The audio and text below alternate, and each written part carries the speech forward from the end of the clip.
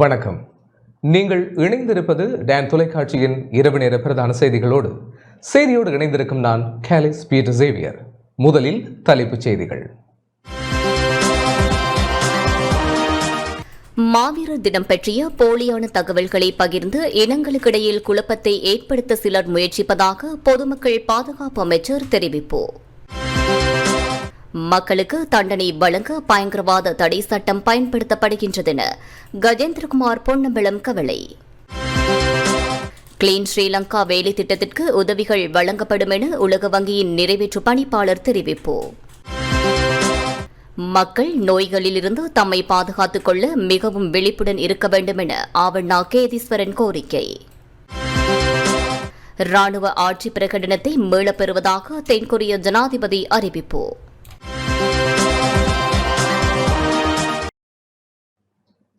தொடர்வது முதன்மை செய்தி.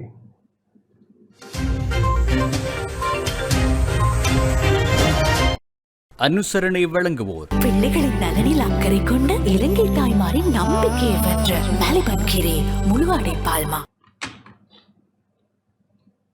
மாவீரர் தினம் பற்றிய போலியான தகவல்களை பகிர்ந்து இனங்களுக்கிடையில் குழப்பத்தை ஏற்படுத்த சிலர் முயற்சிப்பதாக பொதுமக்கள் பாதுகாப்பு அமைச்சர் ஆனந்த விஜயபால தெரிவித்துள்ளார். மாவீரர் தின நினைவேந்தல் தொடர்பில் போலி பிரச்சாரம் முன்னெடுக்கப்படுவதாக பொதுமக்கள் பாதுகாப்பு மற்றும் நாடாளுமன்ற அலுவல்கள் அமைச்சர் ஆனந்த விஜயபால தெரிவித்துள்ளார். நாடாளுமன்றம் சபாநாயகர் கலாநிதி அசோக ரான்வெல்ல தலைமையில் இன்று கூடியது. இதன்போது விசேட கூற்றை முன்வைத்து உரையாற்றுகையிலேயே அவர் இதனை தெரிவித்துள்ளார்.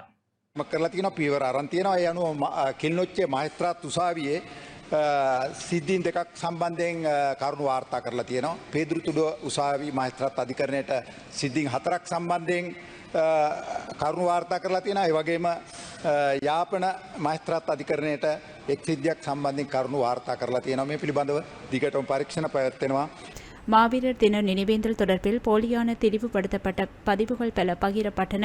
கடந்த வருடங்களில் இடம்பெற்ற மாவீரர் தின நினைவேந்தல்களின் போது எடுக்கப்பட்ட புகைப்படங்கள் இவருடன் எடுக்கப்பட்ட புகைப்படங்கள் என தெளிவுபடுத்தப்பட்டிருந்ததை அவதானிக்க முடிந்தது. சில காணொலிகள் சர்வதேச நாடுகளில் இடம்பெற்ற மாவீரர் தின நினைவேந்தலுடன் தொடர்புடையவையாகும். இவ்வாறாக பகிரப்பட்டுள்ள காணொலிகள் மற்றும் புகைப்படங்கள் இவருடன் வடக்கு கிழக்கில் இடம்பெற்ற மாவீரர் தின நினைவேந்தலுடன் தொடர்புடையவை அல்ல. இத்தகைய பின்னணியில் குறித்த புகைப்படங்கள் மற்றும் காணொலி பதிவுகளை மையமாக கொண்டு தெற்கில் உள்ள குறிப்பிடத்தக்க குழுவொன்று திட்டமிட்ட ரீதியில் இனங்களுக்கிடையில் குழப்பம் ஏற்படும் வகையில் போலி தகவல்களை பகிர்ந்துள்ளது. இது தொடர்பில் முன்னெடுக்கப்பட்ட கண்காணிப்பு நடவடிக்கையில் திட்டமிடப்பட்ட வகையில் அரசியல் ரீதியில் வங்குரோத்து அடைந்த ஒரு குழுவினால் இந்த விடயம் செயற்படுத்தப்படுகின்றமை தெரியவந்தது. இந்த நடவடிக்கைக்கு எதிராக போலீசார் விசாரணைகளை ஆரம்பித்திருந்தனர்.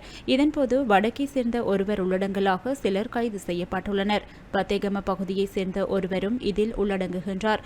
அதேவேளை மரதானி பகுதியைச் சேர்ந்த நபர் சர்வதேச நாடுகளில் இடம்பெற்ற மாவீரர் தின நினைவேந்தல் காணொலி பதிவுகளை வடக்கில் இடம்பெற்றதாக சித்தரித்து இனங்களுக்கிடையில் இனவாதத்தை தூண்டி குழப்பத்தை ஏற்படுத்தும் வகையில் பதிவு செய்துள்ளமை தொடர்பில் கைது செய்யப்பட்டுள்ளார். பர்லஸ்கமுவ பகுதியைச் சேர்ந்த ஒருவரும் இந்த விடயத்துடன் கைது செய்யப்பட்டுள்ளார். குறித்த நபர் கடந்த தேர்தலில் கேஸ் சிலிண்டர் சின்னத்தில் போட்டியிட்ட வேட்பாளர்களில் ஒருவராவார். இவர்கள் வடக்கிற்கும் தெற்கிற்கும் இடையில் பிளவை தோற்றுவிக்கும் வகையிலும் அரசாங்கத்திற்கு அவப்பெயரை ஏற்படுத்தி நெருக்கடிக்குள் தள்ளும் நோக்கிலேயே செயற்பட்டுள்ளனர்.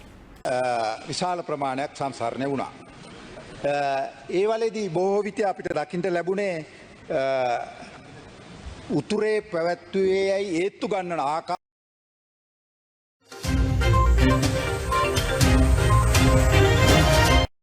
அனுசரணை வழங்குவோர் பிள்ளைகளின் நலனில் அக்கறை கொண்ட இலங்கை தாய்மாரின் நம்பிக்கையை வென்ற மலிபன் கீரை முழுவாடை பால்மா.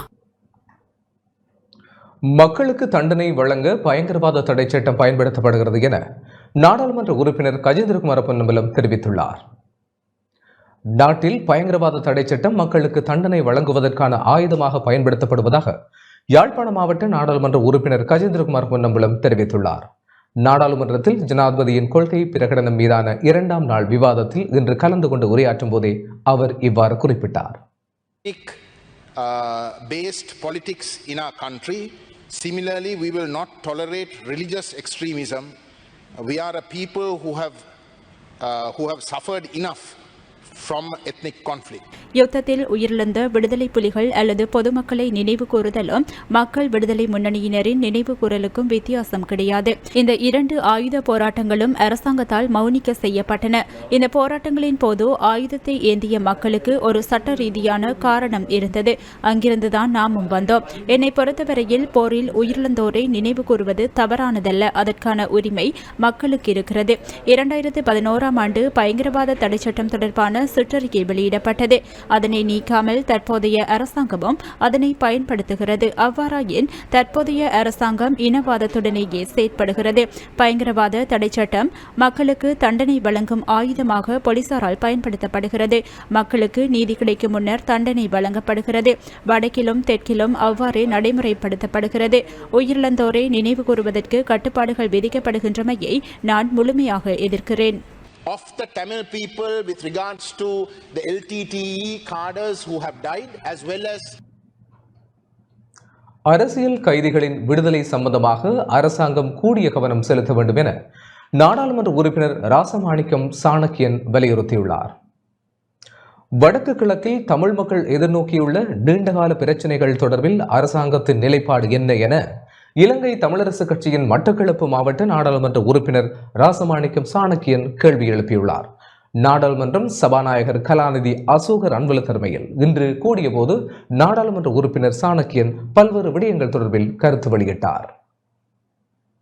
நாட்டிலே ஜனாதிபதியினுடைய அண்மையிலே நடந்த அந்த உரை சம்பந்தமாக இந்த விவாதத்திலே நாட்டிலே சமத்துவம் என்றது முக்கியம், நாட்டிலே சமத்துவம் என்றது நாங்கள் வரவேற்கிறோம். ஆனால் ஜனாதிபதியினுடைய உரையிலே தமிழ் மக்கள், குறிப்பாக தமிழ் மக்களுக்கு மட்டும் உறுத்தான சில பிரச்சனையை பற்றி அவர் சொல்லவில்லை. அந்த விடயங்களை பற்றி இந்த சபையிலே நான் சொல்லாமல் நினைக்கிறேன். ஏனென்றால் மீண்டும் ஒரு முறை இலங்கை தமிழரசு கட்சி வடக்கு கிழக்கின் தமிழ் மக்களுடைய பிரதானமான கட்சி என்ற அந்த அங்கீகாரத்துடன் தமிழ் மக்களுடைய சார்பிலே இந்த இடத்திலே நான் அந்த பிரச்சனையை நான் சொல்லாமல் நினைக்கிறேன். மிக முக்கியமாக தமிழ் மக்களுடைய அரசியல் கைதிகள், ஒரு அரசியல் காரணங்களுக்காக ஆயுதம் ஏந்தி போராடிய இந்த அரசியல் கைதிகள் இன்றும் விடுதலை செய்யப்படாத நிலையிலே சிறையிலே இருக்கிறார்கள். அவர்கள் ஆரம்பத்திலே பயங்கரவாத தடுப்பு சட்டத்தின் கீழே கைது செய்யப்பட்டு இன்று பல்வேறு வழக்கின் கீழே இருக்கிறார்கள். The PTA was used to arrest these political prisoners and to date these prisoners are rotting in prison. So I would like to urge the government to take immediate action to address this issue. The political prisoners of this country must be released. The government must take action. The National Integration Minister, the Prime Minister have also been very active in the past about the Prevention of Terrorism Act. But this morning, unfortunately, I saw a cartoon done by Namal Amarasinghe, the PTA, which is for Prevention of Terrorism Act. Today, the cartoonist has projected it saying power to Anura. So we don't want to see these sort of things happening in the public. The PTA was something that even the JVP or the NPP agreed to repeal. The NPP members joined a signature campaign across the island with us to repeal the PTA. But under your government also, this PTA has now been used.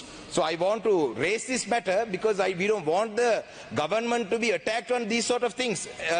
So the Prevention of Terrorism Act has been used. இதிலே கைது செய்யப்பட்ட இந்த அரசியல் கைதிகளுடைய விடுதலை சம்பந்தமாக அரசாங்கம் கூடிய கவனம் எடுக்க வேண்டும். அதே போலதான் காணாமாக்கப்பட்டோருக்கான நீதி, இந்த விசாரணைகள் முன்னெடுக்கப்பட வேண்டும். விசாரணைகள் மட்டுமல்ல, இவங்களுக்கான தண்டனை, குற்றவாளிகள் தண்டிக்கப்பட வேண்டும். நாங்கள் தொடர்ச்சியாக சொல்லி வந்த விடயம் விசாரணைகள் மட்டுமில்லை, உண்மை கண்டறியப்படுவது மட்டுமில்லை, குற்றவாளிகள் தண்டிக்கப்பட வேண்டும். There has to be an accountability mechanism.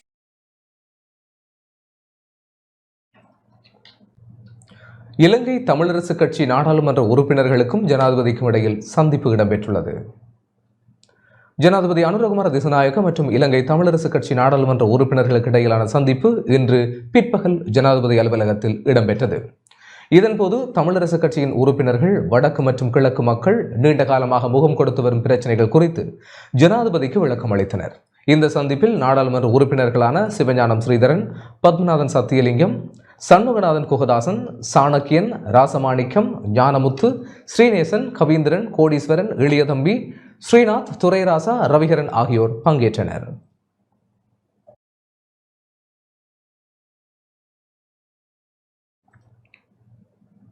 ஜனாதிபதியின் கொள்கை பிரகடனம் நாடாளுமன்றத்தில் நிறைவேற்றப்பட்டுள்ளது. ஜனாதிபதி அனுரகுமார திசாநாயக்கவின் கொள்கை பிரகடனம் நாடாளுமன்றத்தில் வாக்கெடுப்பின்றி நிறைவேறியது. இது தொடர்பிலான விவாதம் நேற்றும் இன்றும் நடைபெற்ற நிலையில் எதிர்க்கட்சியினால் வாக்கெடுப்பு கோரப்படவில்லை. ஆதலால் ஜனாதிபதியின் கொள்கை பிரகடனம் வாக்கெடுப்பின்றி நிறைவேற்றப்பட்டதாக சபாநாயகர் கலாநிதி அசோக ரன்வல சபைக்கு அறிவித்தார். நாடாளுமன்றத்தில் நேற்று நடைபெற்ற கட்சித் தலைவர்கள் கூட்டத்தில் ஜனாதிபதியின் கொள்கை பிரகடனம் மீதான விவாதம் இடம்பெற்ற பின்னர் வாக்கெடுப்பு நடத்துவதென தீர்மானிக்கப்பட்டிருந்தமை குறிப்பிடத்தக்கது.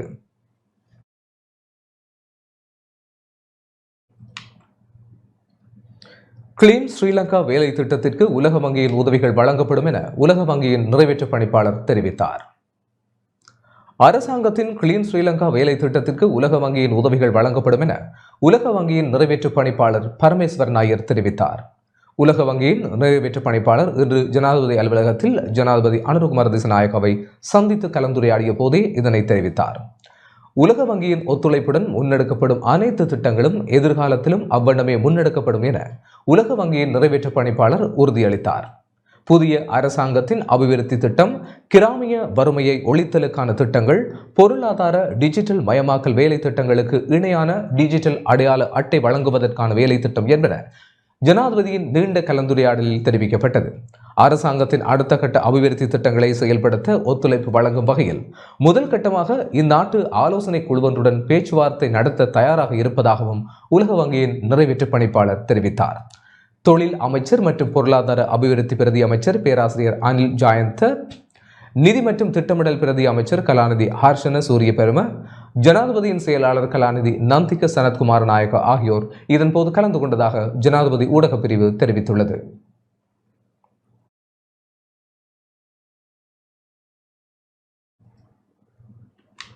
அண்மையில் வெள்ள அனர்த்தம் ஏற்பட்ட நிலையில் மக்கள் நோய்களில் இருந்து தம்மை பாதுகாத்துக் கொள்ள மிகவும் விழிப்புடன் இருக்க வேண்டும் என யாழ்ப்பாண பிராந்திய சுகாதார சேவைகள் பணிப்பாளர் ஆவன் அகேதீஸ்வரன் தெரிவித்துள்ளார்.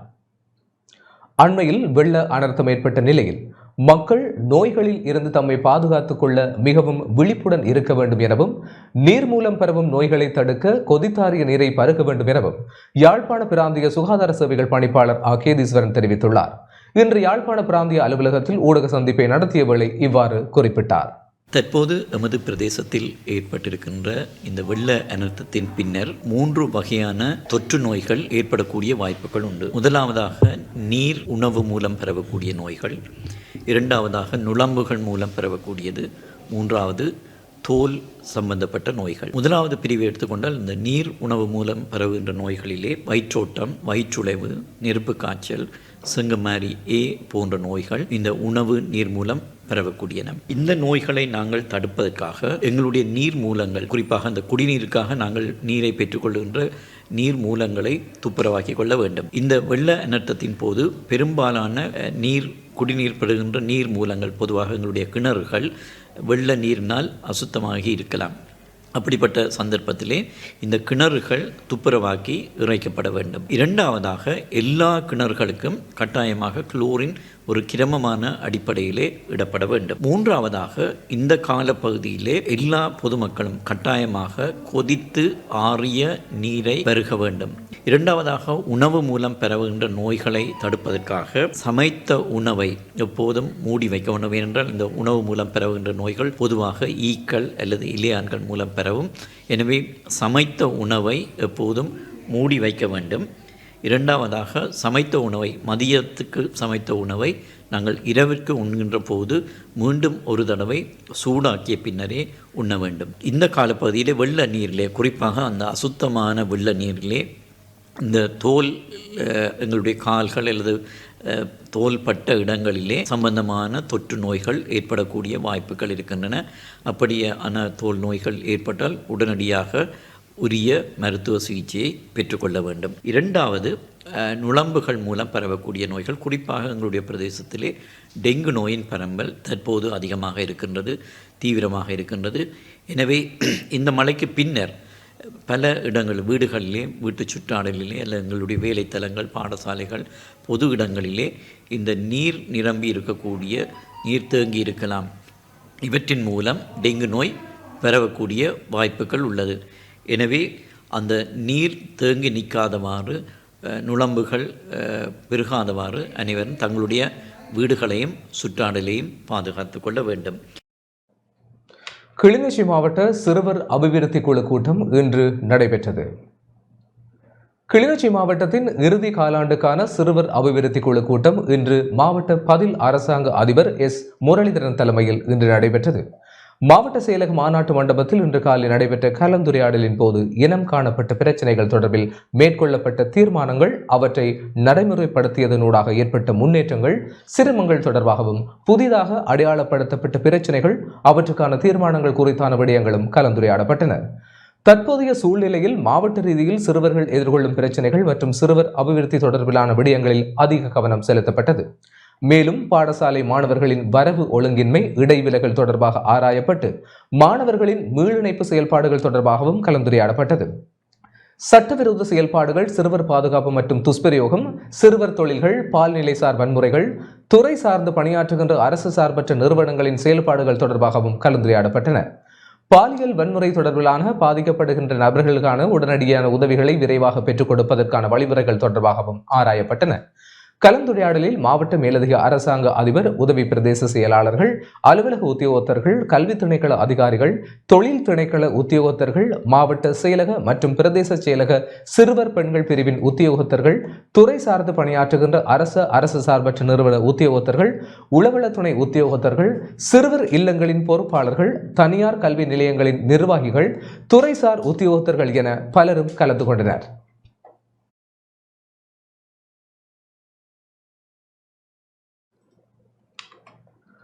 முல்லைத்தீவு கொக்கு தொடுவாயில் அக்கரைவெளி, எரிஞ்சகாடு, நாயடிச்சு முறிப்பு, பாலங்காடு உள்ளிட்ட வயல் நிலங்களுக்கு செல்லும் வீதி மிக மோசமாக பாதிக்கப்பட்டுள்ளமையால் விவசாயிகள் பாதிக்கப்பட்டுள்ளனர். முல்லைத்தீவு கொக்கு தொடுவாய் கமநல சேவை நிலைய பிரிவில் பெரும்பான்மை இனத்தவரின் ஆக்கிரமிப்பு முற்றுகைக்குள் இருக்கும் தமிழர்களின் பூர்வீக விவசாய நிலங்களான அக்கரைவெளி, எரிஞ்சகாடு, நாயடிச்சு முறிப்பு, பாலங்காடு உள்ளிட்ட வயல் நிலங்களுக்கு செல்லும் வீதிகள் மிக மோசமாக பாதிக்கப்பட்டுள்ளமையால் குறித்த வயல் நிலங்களில் நெற்செய்கை மேற்கொண்டுள்ள விவசாயிகள் பாதிக்கப்பட்டுள்ளனர். இந்த நிலையில் மிக மோசமாக சேதமடைந்துள்ள குறித்த வீதியை வன்னி மாவட்ட நாடாளுமன்ற உறுப்பினர் துரைராசா ரவிகரன் நேரடியாக சென்று பார்வையிட்டதுடன் முல்லைத்தீவு மாவட்ட கமநல அபிவிருத்தி திணைக்கள உதவி ஆணையாளருடன் தொடர்பு கொண்டு குறித்த வீதியை மிக விரைவாக சீரமைப்பு செய்யுமாறும் வலியுறுத்தினார்.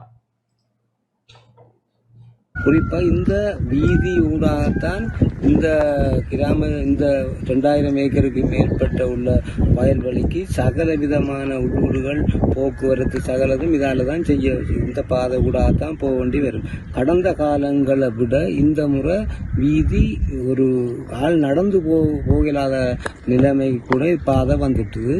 ஆகவே இந்த வீதி சம்பந்தமாக நாங்கள் சகல திணைக்களங்களுக்கும் ஏற்கனவே அறிவிச்சிருக்கின்றோம். இதுவரைக்கும் இந்த வீதி இன்னும் புனரமைக்கல.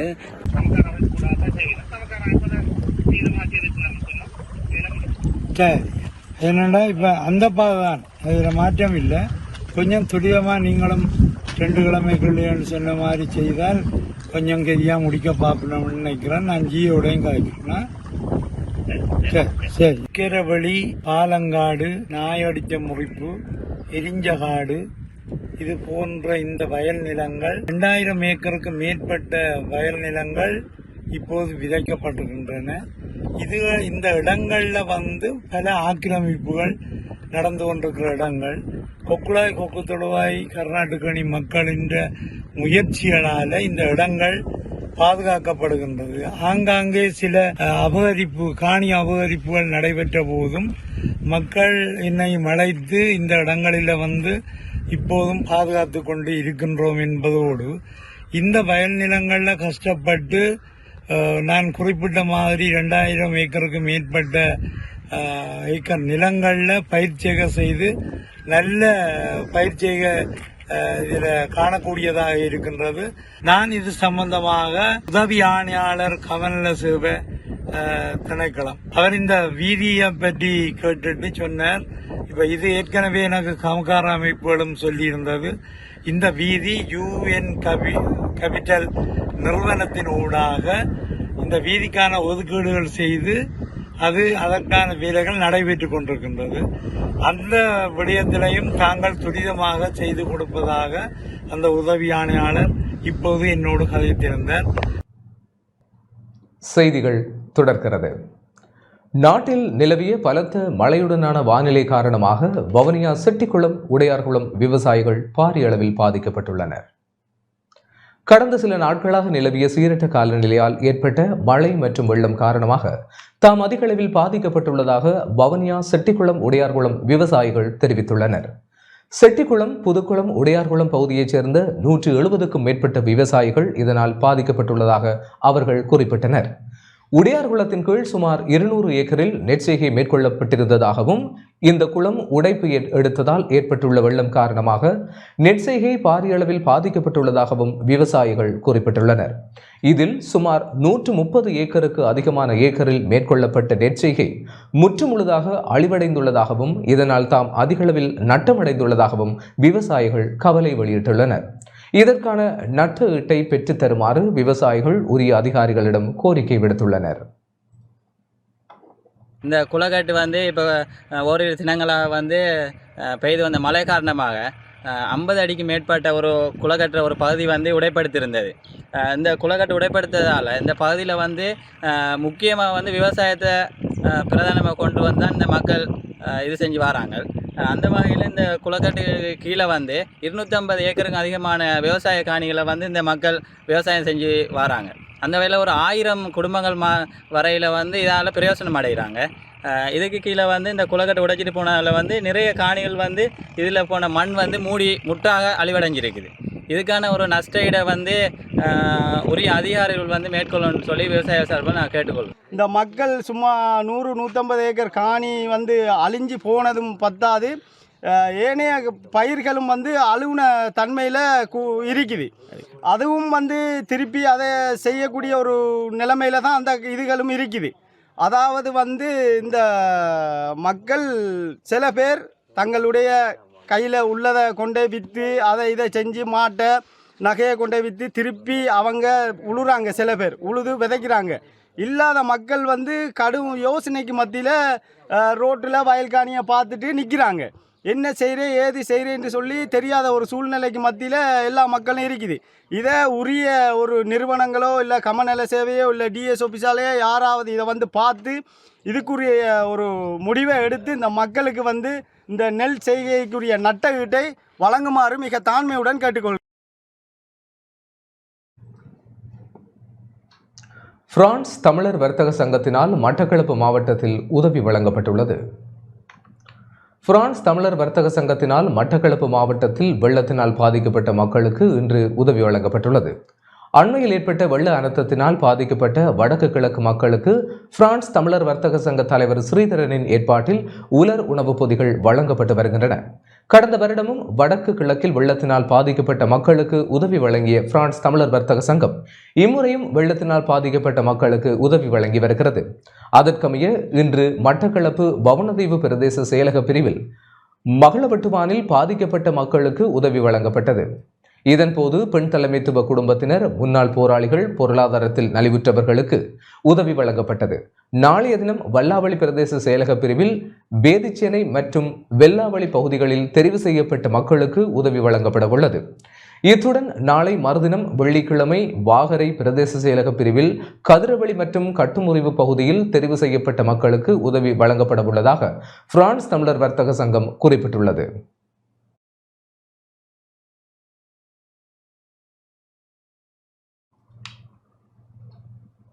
ஜனாதிபதியின் உருவப்படத்தை ரூபி கியூப் மூலம் உருவாக்கிய சிறுவன் ஒருவன் சோழர் உலக சாதனை புத்தகத்தில் இடம் பிடித்துள்ளார். ஜனாதிபதி அனுரகுமார் திசுநாயக்கவின் மிகப்பெரிய உருவப்படம் சிறுவன் ஒருவனால் உருவாக்கப்பட்டுள்ளது.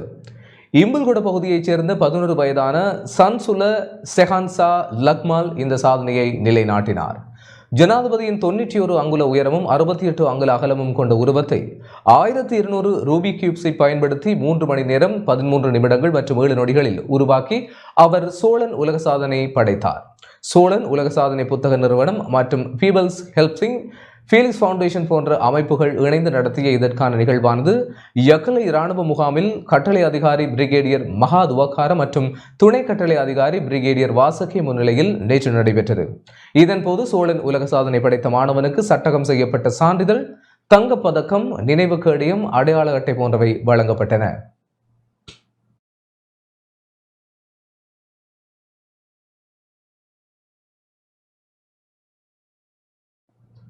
திருகோணமலை வெறுகலில் வெள்ளம் காரணமாக பெரும்போக நெற்செய்கை பாதிக்கப்பட்டுள்ளது. திருகோணமலை வெறுகல் பிரதேச செயலக பிரிவில் உள்ள பூநகர் வளர்மதி விவசாய சம்மேளனத்தின் கீழ் இம்முறை 2000 ஏக்கரில் பெரும்போக நெற்செய்கை மேற்கொள்ளப்பட்ட நிலையில் 800 ஏக்கர் நெற்செய்கை வெள்ளத்தால் அழிவடைந்துள்ளன. பல்வேறு கஷ்டங்களுக்கு மத்தியில் கடன்களை பெற்று வங்கிகளில் நகைகளை அடகு வைத்தும் பெரும்போக நெற்செய்கையில் ஈடுபட்ட தமக்கு பயிர் அழிவு ஏமாற்றத்தை தருவதாக பாதிக்கப்பட்ட விவசாயிகள் கவலை வெளியிட்டுள்ளனர். அரசாங்கம் பாதிக்கப்பட்ட விவசாயிகளுக்கு நஷ்டஈடு வழங்க நடவடிக்கை மேற்கொள்ள வேண்டும் என்றும் வெறுகல் பூநகர் விவசாயிகள் கோரிக்கை விடுத்துள்ளனர். எங்களை பதியில் 2000 ஏக்கரு கிட்ட நெற்செய்கையை மேற்கொண்டிருக்கோம். இந்த நெற்செய்கையில் கடும் மழை வெள்ளம் காரணமாக எமது நெற்செய்கை முழுதாக 800 ஏக்கரு கிட்ட பாதிக்கப்பட்டுள்ளது. இதற்கான செலவினம் ஈடுகள் மற்றது நாங்கள் லோன் அப்படி எடுத்து தான் இந்த கஷ்டப்பட்டு தான் இதன்றிருக்கோம். பசலையை கூட இப்போ நாங்கள் லோனுக்கு தான் எடுத்துருக்கோம். 10,000 படி எடுத்து இந்த விதைப்பினை மேற்கொண்டிருந்த நாங்கள் இப்போ எங்களோட காணியெல்லாம் அழிவுக்கு உட்படப்பட்டிருக்கு. தயவுசெய்து எங்களுக்கு இந்த அரச திணைக்களம் அரசாங்கம் எல்லாரும் இதை கவனத்தில் கொண்டு எங்களுக்கு இதுக்கு நட்டஈட பெற்றுத்தரும்படி உங்களை தாழ்மையுடன் கேட்டுக்கொள்கின்றோம். யாழ்ப்பாணம் வடமராட்சி கிழக்கு குடத்தனை பகுதியில் நெற்செய்கை மடிச்சுக்கட்டி நோய் தாக்கம் பரவி வருகிறது. அண்மையில் பெய்த கனமழையின் பின்னரே நோய் தாக்கம் ஏற்பட்டுள்ளதாக விவசாயிகள் கவலை வெளியிட்டுள்ளார்கள். கடும் மழை காரணமாக நெல் வயல்கள் அழிவடைந்த நிலையில் தற்போது வெள்ளத்தில் இருந்து தப்பிய பயிர்களிலும் மடிச்சுக்கட்டி நோய் தாக்கம் பரவி வருகிறது. இதனால் விவசாயிகள் மருந்து விசிறும் நடவடிக்கையில் ஈடுபடுகின்றனர்.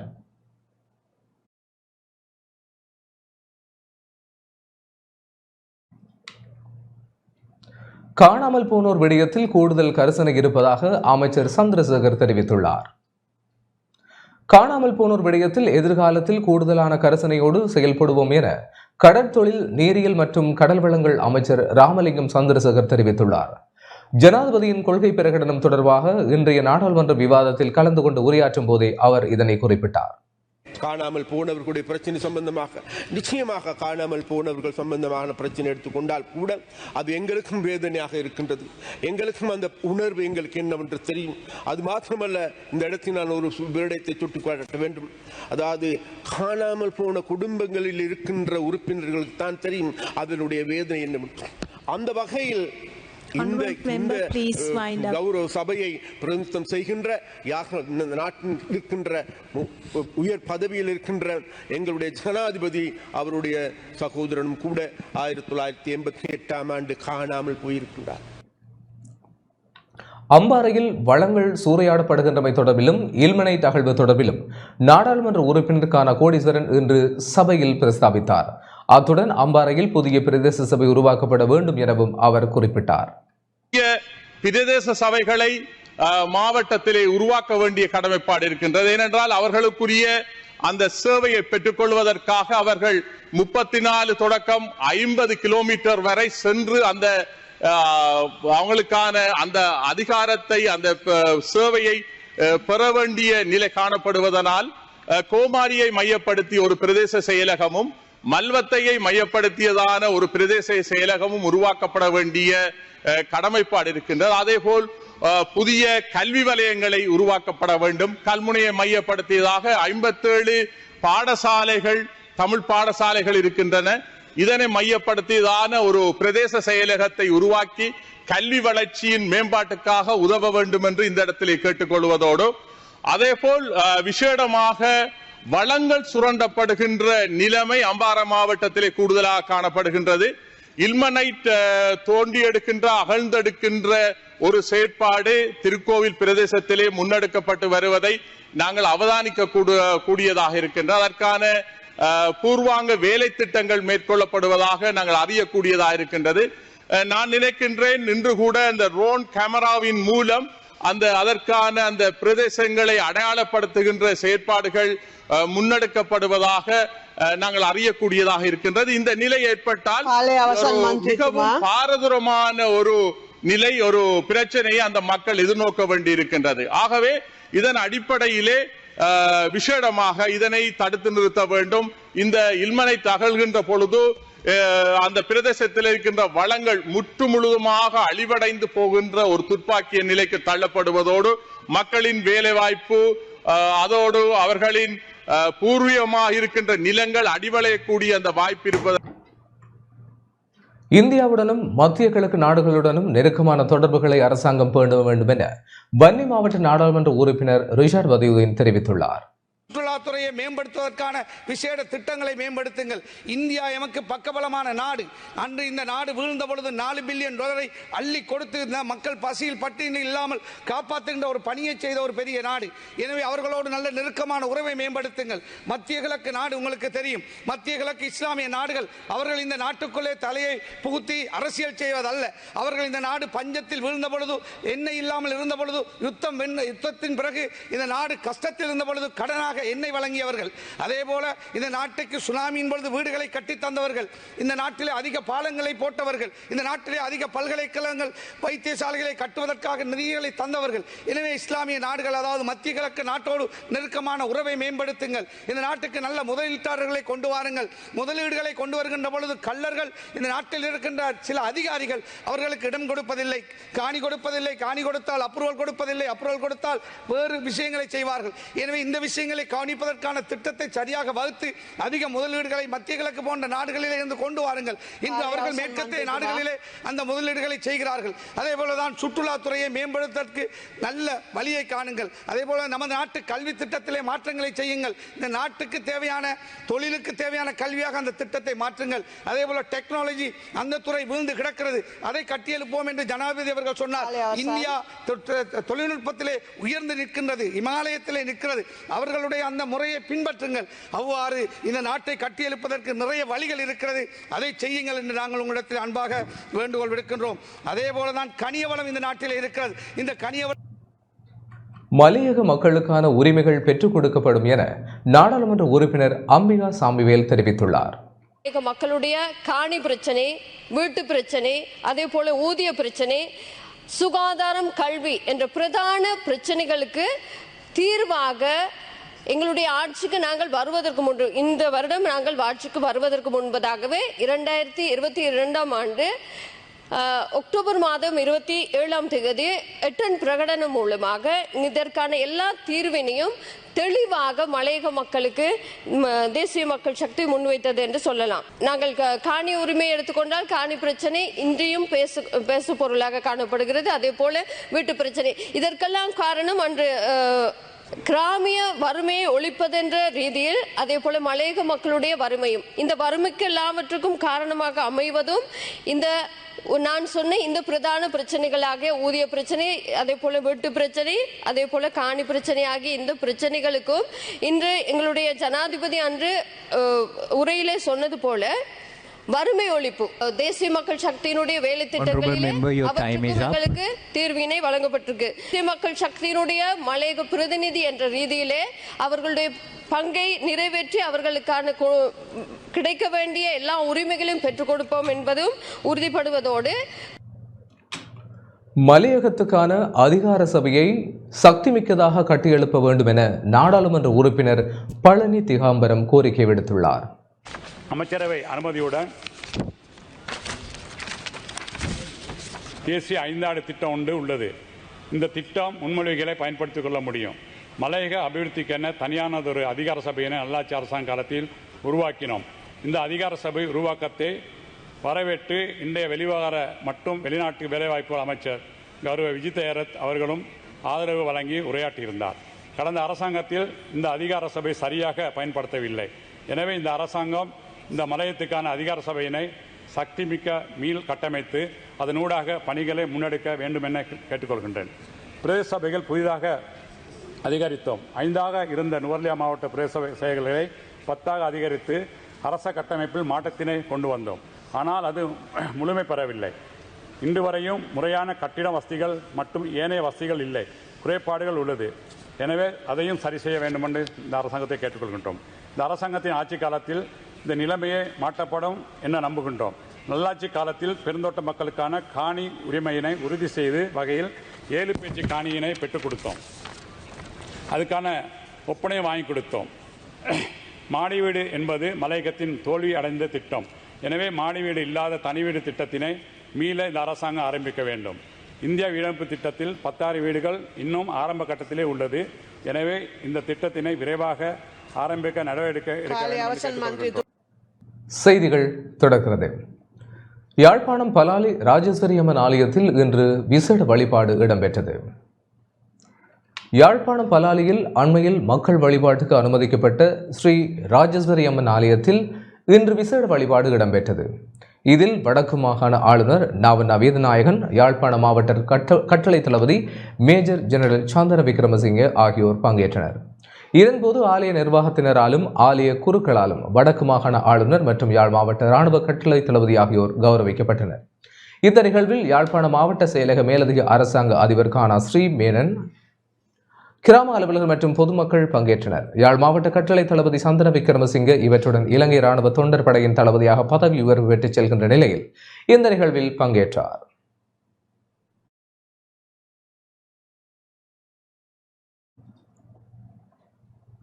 மட்டக்களப்பு புனித ஜோசப் விசேட கல்வி நிலைய மாணவர்களின் ஒளிவிழா நிகழ்வு சிறப்பாக நடைபெற்றது.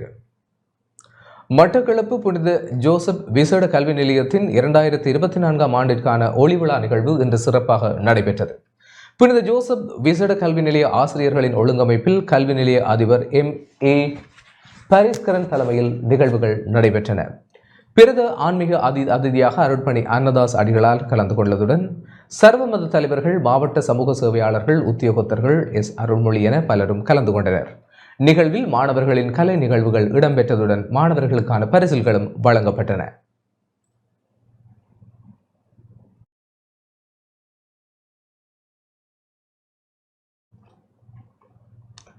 கோப்பாய் ஆசிரியர் கலாசாலை கிறிஸ்தவ மன்றம் நடத்திய ஒளிவிழா கலாசாலை அதிபர் சானா லலிசன் தலைமையில் இன்று காலை நடைபெற்றது. இந்நிகழ்வில் பிரதம விருந்தினராக வடக்கு மாகாண கல்வி அமைச்சின் செயலாளர் பேட்ரிக் டெரஞ்சனும், சிறப்பு விருந்தினராக யாழ்ப்பாணம் தேசிய கல்வியியற் கல்லூரியின் கிறிஸ்தவ பாட விரிவுரையாளர் ஆனா ஜேம்ஸ் மெய்ஷானும், கௌரவ விருந்தினர்களாக யாழ் மறை மாவட்ட மரக்கல்வி நடுநிலைய இயக்குனர் அருட்பணி டியூக் வின்சென்ட் அடிகளாரும், விசேட விருந்தினராக கலாசாலையின் ஓய்வு நிலை விரிவுரையாளர் வானா சீனா குணசீலனும் கலந்து கொண்டனர். நிகழ்வின் ஆரம்பத்தில் திருப்பலி ஒப்புக் கொடுக்கப்பட்டது. அருட்பணியான ஆண்டன் ஷீவன் தலைமையை திருப்பலி ஒப்புக் கொடுக்கப்பட்டது. கிறிஸ்தவ மன்ற காப்பாளர் பிரபாலினி தனம் வாழ்த்துரை வழங்கினார். நிகழ்வில் ஒளிவிழா போட்டிகள் தொடர்பான பரிசளிப்பு மற்றும் ஆசிரிய மாணவர்களின் கலை நிகழ்வுகள் என்பன இடம்பெற்றுள்ளன.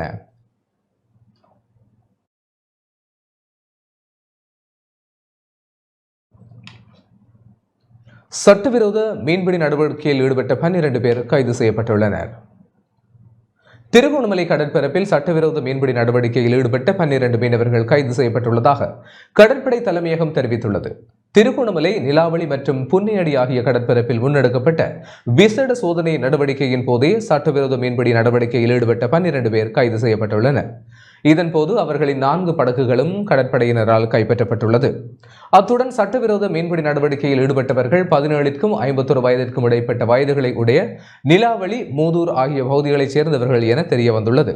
கைது செய்யப்பட்டவர்கள் திருகோணமலை கடலோர பாதுகாப்பு பிரிவினரிடம் மேலதிக விசாரணைகளுக்காக ஒப்படைக்கப்பட்டுள்ளனர்.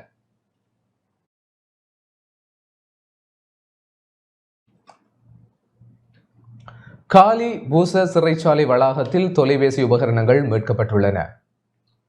காலி பூச சிறைச்சாலை வளாகத்திலும் ஏராளமான கையடக்க தொலைபேசி உபகரணங்கள் கண்டுபிடிக்கப்பட்டுள்ளன. போலீஸ் விசேட அதிரடிப்படை பூச உயர் பாதுகாப்பு சிறைச்சாலை முகாமின் அதிகாரிகளுக்கு கிடைத்த தகவலின் பிரகாரம் சிறைச்சாலை வைத்தியசாலை மைதானத்தில் மேற்கொள்ளப்பட்ட சோதனை நடவடிக்கையின் போதே குறித்த உபகரணங்கள் கண்டுபிடிக்கப்பட்டுள்ளதாக தெரிவிக்கப்படுகிறது. கண்டுபிடிக்கப்பட்ட தொலைபேசி பாகங்கள் மேலதிக விசாரணைகளுக்காக சிறைச்சாலை அதிகாரிகளிடம் ஒப்படைக்கப்பட்டுள்ளதாக போலீஸ் விசேட அதிரடிப்படை தெரிவித்துள்ளது. சர்வதேச நாணய நிதியம் தொடர்பிலான திட்டங்களை அரசாங்கம் தெளிவுபடுத்த வேண்டும் என நாடாளுமன்ற உறுப்பினர் நாமல் ராஜபக்ச தெரிவித்துள்ளார். சர்வதேச நாணய நிதியத்துடனான ஒப்பந்தம் தொடர்பிலான அரசாங்கத்தின் திட்டங்களை மக்களுக்கு தெளிவுபடுத்த வேண்டும் என ஸ்ரீலங்கா பொதுஜன பெரமுனவின் நாடாளுமன்ற உறுப்பினர் நாமல் ராஜபக்ச தெரிவித்துள்ளார். நாடாளுமன்றத்தில் ஜனாதிபதி அனுரகுமார் திசாநாயக்கவின் கொள்கை பிரகடன உரை மீதான 2ஆம் நாள் விவாதத்தில் இன்று கலந்து கொண்டு உரையாற்றும் போதே அவர் இதனை குறிப்பிட்டார். නැත්නම් ඒ උපදේශකතුමාගේ ස්ථාවරයේද කියලා. சர்வதேச நாணய நிதியத்துடனான ஒப்பந்தத்தில் மாற்றங்களை கொண்டுவரப்போவதாக ஆளும் தரப்பினர் தேர்தல் மேடைகளில் உறுதியளித்தனர். ஆயினும் இந்த விடயத்தில் முன்னாள் ஜனாதிபதி ரணில் விக்ரமசிங்கவின் பாதையில் பயணிப்பதாகவே தெரிகிறது. ஏனென்றால் குறித்த ஒப்பந்தத்தில் எந்தவித மாற்றங்களும் ஏற்படுத்தப்படவில்லை. தேசிய மக்கள் சக்தி சார்பில் தெரிவாகியுள்ள 159 பேரும் ஜனாதிபதி அனுரகுமார திசாநாயக்க போன்று சிறந்த பேச்சாளர்களாக இருக்கலாம். ஆயினும் அவர்களின் செயற்பாடு குறித்து மக்கள் அவதானித்துக் கொண்டிருக்கிறார்கள். சர்வதேச நாணய நிதிய விடயத்தில் ரணில் விக்ரமசிங்கவின் கொள்கையை அரசாங்கம் பின்பற்றுகிறதா என்ற கேள்வி எழுகிறது. ஆதலால் அரசாங்கம் இந்த விடயத்தை தெளிவுபடுத்த வேண்டும். අපි දැනගන්න කැමති මොකද එදා 13 වන ආණ්ඩුක්‍රම ව්‍යවස්ථා සංශෝධනය ගැන පළාත් සභාව இனவாதம் நாடாளுமன்றத்தினுள்ளேயே உள்ளது என நாடாளுமன்ற உறுப்பினர் ராமநாதன் அர்ச்சுனா தெரிவித்துள்ளார். அரசாங்கம் இனவாதமாக செயல்படவில்லை, மாறாக நாடாளுமன்றத்தினுள்ளேயே இனவாதம் காணப்படுவதாக யாழ்ப்பாண மாவட்ட நாடாளுமன்ற உறுப்பினர் வைத்தியர் ராமநாதன் அர்ச்சுனா தெரிவித்துள்ளார். நாடாளுமன்றம் சபாநாயகர் அசோக ரன்வெல்ல தலைமையில் இன்று கூடியது. இதன்போது நிலையியல் கட்டளை சட்டத்தின் கீழ் உரையாற்றிய போதே அவர் இதனை தெரிவித்துள்ளார். சபாநாயகர் நன்றி. நான் வடக்கை பிரதிநிதித்துவம் செய்கின்றேன். இதற்கு முதல் இருந்த அரசாங்கங்களிலே நாங்கள் கண்டோம், இனவாதம் இருந்தது. எங்களை பிளவுபடுத்தி பிரித்து தமிழர்களாக எங்களை ஆட்சி செய்தார்கள். ஆனால் இந்த அரசாங்கம் இதுவரை எதையும் செய்யவில்லை. வடக்கை பிரதிநிதித்துவம் செய்கின்றபடியினால் அதை நான் பெருமையுடன் சொல்ல விரும்புகிறேன். தமிழ் மக்களுக்கு உண்மையிலேயே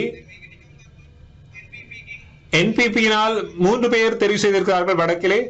எங்களிடையே பொய் செய்கின்ற அரசியல்வாதிகளை இல்லாமல் செய்து சுவாதீன குழுக்களை போட்டியிட்ட எங்களை மக்கள் தெரிவு செய்திருக்கிறார்கள். ஆகவே இந்த அரசாங்கம் எப்போதும் செய்யாது என்று சொல்லி எங்களுடைய மக்கள் எங்களுக்கு வாக்களித்திருக்கிறார்கள். பாராளுமன்றத்துக்குள் தான் இவர்கள் இனவாத அடிப்படையில் செயல்படுகிறார்கள். எனக்கு இடமளியுங்கள், கௌரவ உறுப்பினருக்கு கதைக்கு இடமளியுங்கள். அதில் இருக்கக்கூடிய ஒழுங்கு பிரச்சனை என்ன? 33 கீழ் நிலையற் கட்டளை 33 கீழாக கதைக்கிறீர்கள். சுருக்கமாக சொல்லுங்கள், சுருக்கமாக சொல்லுங்கள். இன்னொரு விஷயத்தை நான் சொல்ல வேண்டும், எனக்கு சந்தர்ப்பம் தாருங்கள். எதிர்கட்சி தலைவரில் அலுவலகத்தில் என்னை தாக்கினார்கள். நான் ஒரு டாக்டர், சிறுபிள்ளை போல நான் பேச விரும்பவில்லை. நான் இது பற்றி விளக்கமாக கதைக்க வேண்டும். சந்தர்ப்பம் தாருங்கள் பிறகு எனக்கு.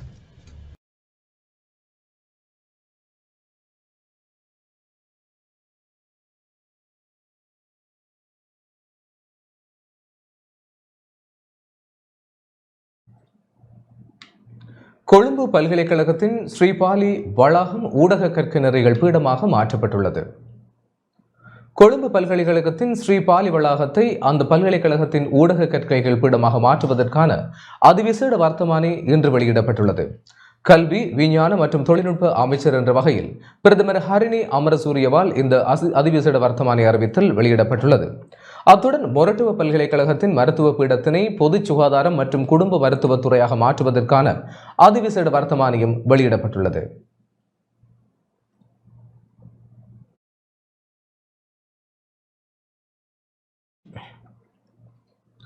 மீண்டும் யுத்தம் ஒன்று இடம்பெறுவதை தடுக்க வேண்டும் என முன்னாள் வலுசக்தி ராஜாங்க அமைச்சர் இந்திக்க அனுருத்த ஹேரத் தெரிவித்துள்ளார். நாட்டில் மீண்டும் யுத்தம் ஒன்று இடம்பெறுவதை தடுக்க அரசாங்கம் நடவடிக்கை எடுக்க வேண்டும் என முன்னாள் வலுசக்தி ராஜாங்க அமைச்சர் இந்திக்க அனுருத்த ஹேரத் தெரிவித்துள்ளார். ஸ்ரீலங்கா பொதுஜன பெரமுனவின் தலைமையகத்தில் இன்று நடைபெற்ற ஊடகவியலாளர் சந்திப்பின் போதே அவர் இதனை தெரிவித்துள்ளார். කතා කරද්දී නැවත යුද්ධයක් ආරම්භ වීම වළක්වා ගන්න අපි මොකද්ද කරන්නේ? எம்முடைய கட்சி இனவாதத்தை தூண்டுவதான குற்றச்சாட்டை அரசாங்க தரப்பினர் முன்வைக்கின்றனர். ஸ்ரீலங்கா பொதுஜன பெரமுன எந்த சந்தர்ப்பத்திலும் ஏனைய கட்சிகளை விமர்சிக்கும் வகையில் செயற்படவில்லை. நாம் இனவாதிகள் என கூறுகின்றனர். நாம் இனவாதிகள் தான், ஆனால் தேசியவாதிகள். எம்முடைய நாட்டில் வாழும் அனைத்து மக்களுக்குமான சுதந்திரத்தை ஏற்படுத்தும் வகையிலேயே நாம் நகர்வுகளை முன்னெடுத்துள்ளோம். எம்முடைய அரசாங்கத்தை வீழ்த்த பல்வேறு முயற்சிகள் தற்போதைய அரசாங்க தரப்பினர் கட்சியினர் அல்லது மக்கள் விடுதலை முன்னணியினர் மேற்கொண்டனர். தற்போது நாடாளுமன்றத்தில் மற்றும் அமைச்சரவையில் இருக்கும் பலர் அன்று நாடாளுமன்றத்தை கைப்பற்ற மக்களை அணி திரட்டியவர்கள் ஆவர். மீண்டும் யுத்தமொன்று இடம்பெறுவதை தடுக்க வேண்டுமாயின் இனங்களுக்கிடையில் ஒருமைப்பாட்டை ஏற்படுத்த வேண்டும். யுத்தத்தின் போது போராடி உயிர்நீத்த பயங்கரவாதிகளை வடக்கு கிழக்கில் நினைவு கூறுகின்றனர். இதனூடாக மீண்டும் மக்கள் மனதில் வைராக்கியம் உருவாகும். அத்தகைய வைராக்கியத்தை உருவாக்க இடமளிக்க வேண்டாம் என அரசாங்கத்திடம் கேட்டுக்கொள்ள விரும்புகின்றோம். අපි යුද්ධයක් ආරම්භ වීම වළක්වා ගන්න කරන්න ඕන ප්‍රධානම කාරණාව තමයි අපි අතර සංහිඳියාව හදාගන්න. இத்துடன் டான் தமிழொலியின் இரவு நேர பிரதான செய்திகள் நிறைவடைகிறது. தொடர்ந்தும் செய்திகளோடு இணைந்து கொள்ள டான் நியூஸ் தொலைக்காட்சியோடு இணைந்திருங்கள். வணக்கம்.